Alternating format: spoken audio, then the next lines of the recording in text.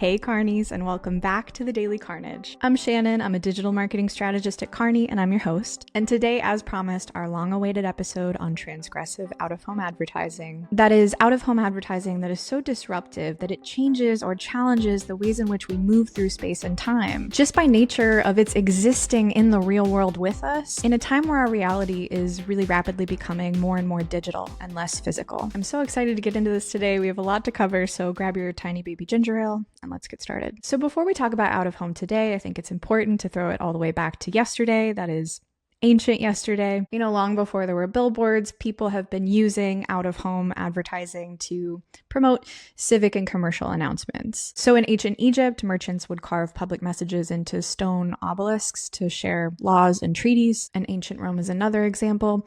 They would promote the gladiator matches by painting large murals on walls in really high-traffic city centers. Fast forward to 1450, we see the invention of movable type by Johann Gutenberg. And suddenly now we can make mass-produced handbills and posters, you name it. There is a mass democratization and now so much accessibility to out of home all the way down to small business. So of course it proliferates. By the time we get to the 19th century, we start to see what we now would recognize as billboards. In 1835, Jared Bell produces the first large format American billboard. It's over 50 feet and it's in New York to advertise the Barnum and Bailey Circus Company. And America is off to the races. So much so that by 1891, a regulatory body is now formed to regulate this new industry and establish standards for billboard sizes. In the late 1800s, the Block Brothers Tobacco Company realizes a very important thing. Every farmer along dirt roads where horses and carriages traveled had a road-facing canvas, and this was, of course, the barn. So they hire men to travel the back roads of West Virginia and Ohio, and they were called barn lizards or wall dogs. And what they would do is offer farmers a free coat of paint and often like a literal pouch of tobacco in exchange for painting a massive ad on the side of their barns. And this is how we got the mail pouch tobacco barn. But by the 1960s, over 20,000 farms have these giant ads painted across their barns. Thousands of them are ordered to be painted over. The barn lizards lose their jobs. But public backlash actually grows, and so much so that Congress amends the law in 1974, officially recognizing these mail pouch barns as National Historic Landmarks. What we considered visual pollution in 1900 becomes cultural heritage in 1970. You know, these giant murals painted on the side of barns were a queering of the American pastoral. There's nothing natural about them in an agricultural setting. But after a while, they have kind of a nice patina to them. They become a little quaint. The last mail pouch painter was named Harley Warwick, and he said, "We didn't see them as ads. We saw them as part of the road itself. It was the only thing to look at for miles." People become really tender about anything that is a shared present, a shared reality. I get so excited when I see a mail pouch tobacco barn on a beautiful Pennsylvania drive. Out of home's intersection with another revolutionary invention would change the history of it forever. I'll give you a second. It is, of course, the Model T. As Americans move from sidewalks to roadways, we are gifted with the roadside billboard. And by the 1920s, billboards become standardized, meaning we have a 24-sheet poster size. If there's a golden age of billboards, this is it. We see the US highway system expanded, and billboards become the primary way to reach all of these new travelers. And in 1925, a brand called Burma Shave constructs a series of billboards that rhyme, telling a sequential story as you drive down the highway. In this way, they were sort of the first ones to hack the canvas of what we understood as a billboard at that moment. It's the first time we start to see some experimentation with this new channel. Playfulness, storytelling. It's exciting. But by 1965, it's time for the government to step in. We get the Highway Beautification Act, which is signed by President Lyndon B. Johnson, restricting the placement of billboards along scenic interstate highways. So by now, we start to understand that billboards are an interruption to our experience of natural and urban settings. In 1972, tobacco advertising is banned on TV and radio, but not notably on out-of-home. So we see all of these cigarette brands pouring massive budgets into out-of-home advertising. This is where we get the iconic Marlboro Man, Marlboro, I can't say that. I don't know, cigarette cowboy, which, you know, is even more beautiful to behold in front of a mountain on the side of the road. Which brings us to today, when billboards are no longer just static, but they can be dynamic and digital. They can augment reality. They can respond to real-time variables. It is the ultimate hacking of the canvas of the original genre. Have we generally been responsible with this new medium? I don't know.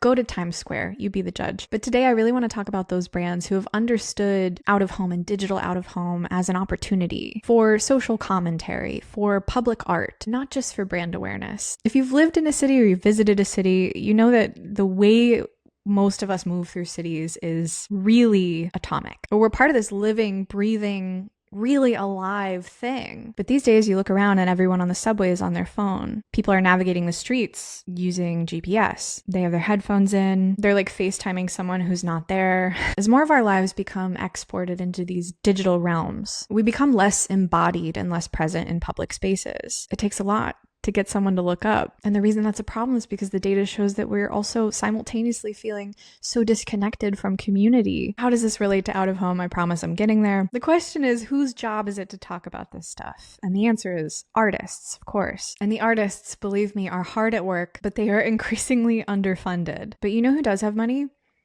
Coca-Cola and Kellogg's. And, as we've seen, brands are starting to really catch on that there's a huge appetite for creating social good with campaign dollars, platforming real artists and thinkers to do this work. And yeah, of course, it's always about ROI, but it doesn't mean that the effect isn't real transgression and disruption of these public spaces. The cartoonist Tom K. Ryan famously said, "A billboard is the only medium that doesn't require the consumer to do anything except open their eyes." Rick Robinson, who is an out-of-home legend, said, "Out-of-home is the last mile of advertising. It's the only medium that occupies the same physical space as the consumer." And capital A artist Andy Warhol said, "A billboard is a beautiful thing because it's a shared experience. Everyone sees the same giant bottle of Coke." People have long recognized the opportunity that out-of-home presents. Like Joni said, they're always going to pave paradise and put up a parking lot and 3 billboards. So the question becomes, how do we use those? How do we as creatives on a marketing team understand this as a canvas that, like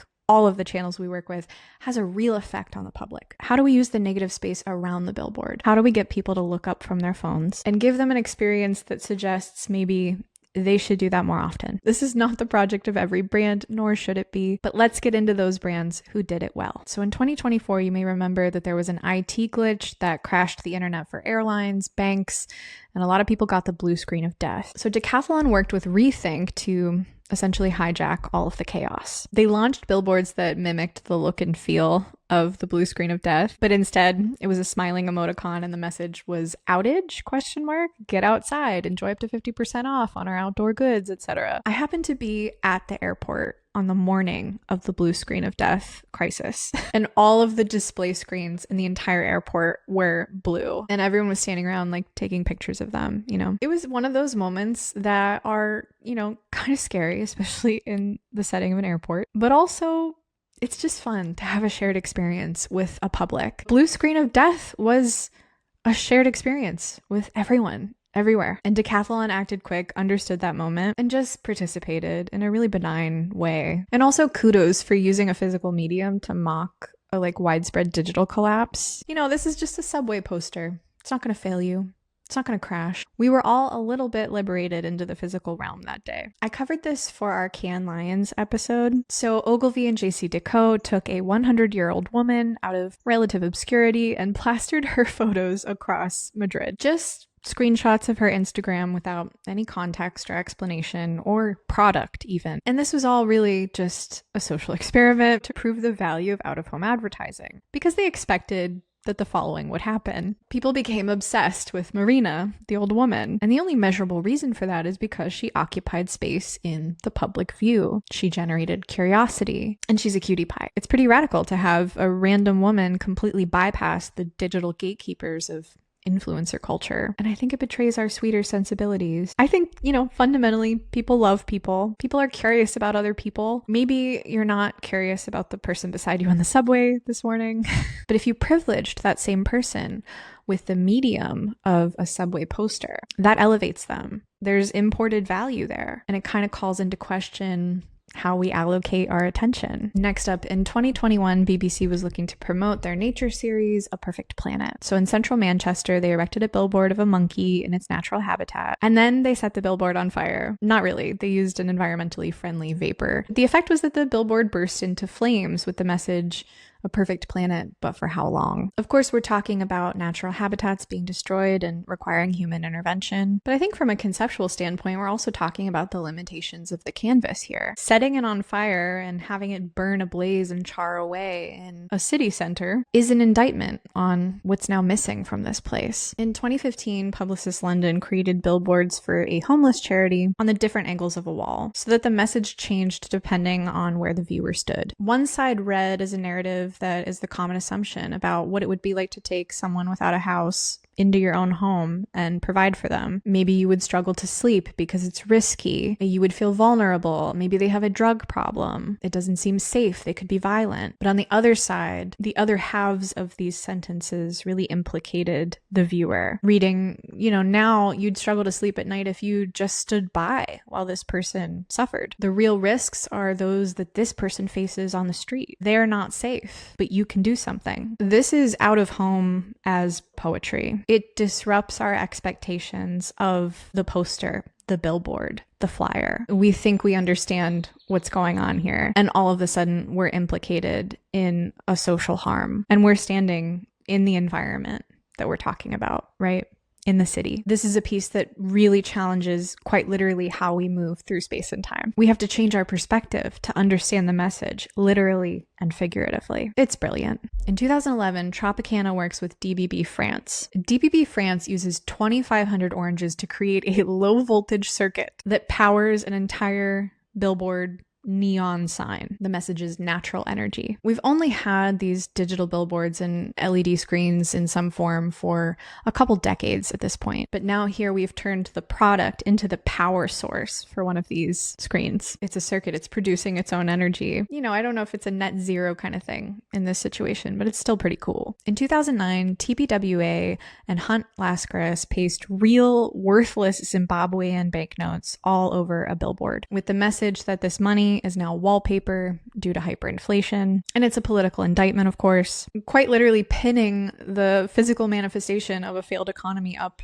in the middle of the city center where everyone can see it, just so that there are no illusions that prevail. This was all to promote the Zimbabean, a newspaper for whom political concerns like hyperinflation and restrictions on free speech are really important. So in 2018, Mother London places giant inflatable breasts all over London for a campaign for Elvie, the makers of a hands-free breast pump. And the effort here is really to normalize breastfeeding, #FreeTheFeed. And this is a great example of making the invisible hypervisible. And it calls into question all of the ways in which women are allowed to appear in out-of-home advertising, over-sexualized in bikinis, holding burgers, you know what I'm talking about. But an inflatable breast is just a bridge too far. Let's unpack this art history style.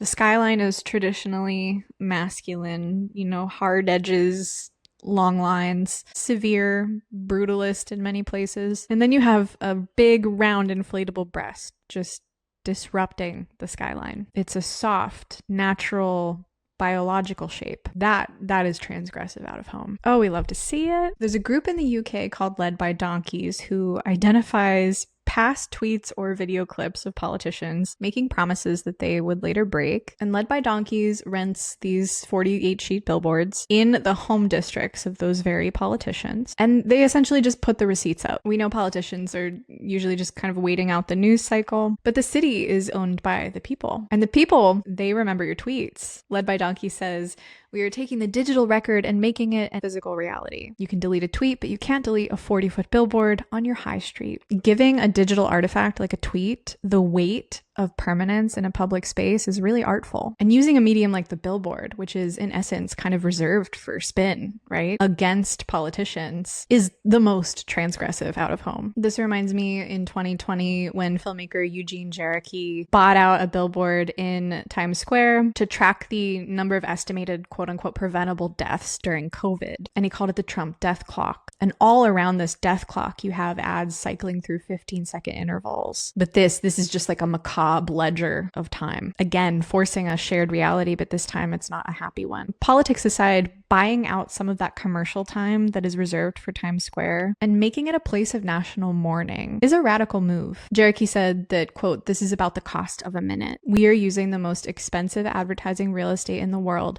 to count the most expensive human loss," end quote. In 2015, WCRS London works with the domestic violence charity Women's Aid, and to raise awareness, they create a billboard that shows a woman with visible injuries and the message, "Look at me." But it uses facial recognition technology to track whether people are looking at it or not. As more passersby gather and look up at the billboard, the woman's injuries begin to disappear. And the message is, of course, that acknowledging abuse helps us to address it. This is potentially the only use of facial recognition technology that hasn't made me a little uncomfy, which I realize is ironic. But it's refreshing to see technology used in these ways. I love this one. So in 2023, Digital Evolution works with British Airways to create a billboard that shows a child, a little boy, pointing at the sky. And it used live flight tracking data so that anytime a British Airways plane flew overhead, it displayed the flight number and the destination in real time. This is what I would call a positive disruption. There's a magical element to it because flight is kind of magical, right? The fact that you can cross an ocean in a day is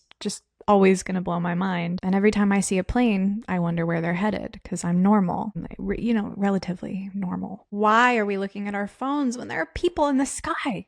In 2014, Pepsi Max works with AMV BBDO to create the Unbelievable Bus Stop. And this is a piece of augmented reality. Essentially, they turned London bus shelters into interactive experiences. They used digital screens that looked like transparent windows onto the street and then showed a live feed of real life outside. But as people stood around waiting for their bus, the scene suddenly shifted into impossible events. There were like aliens, giant robots, meteors, and like other surreal disruptions. Everything was designed to look and feel real, and it totally caught people off guard. This is spatial gaslighting at its best. Here we have made the most mundane setting, a bus stop, into something that is unreliable, not as you expect it to be. Again, disrupting that border between digital screen and physical space. Suggesting at the very least that you should pay more attention to your surroundings, but also maybe that you can't trust your own perception. In conclusion, I think it might be short-sighted to consider out of home as merely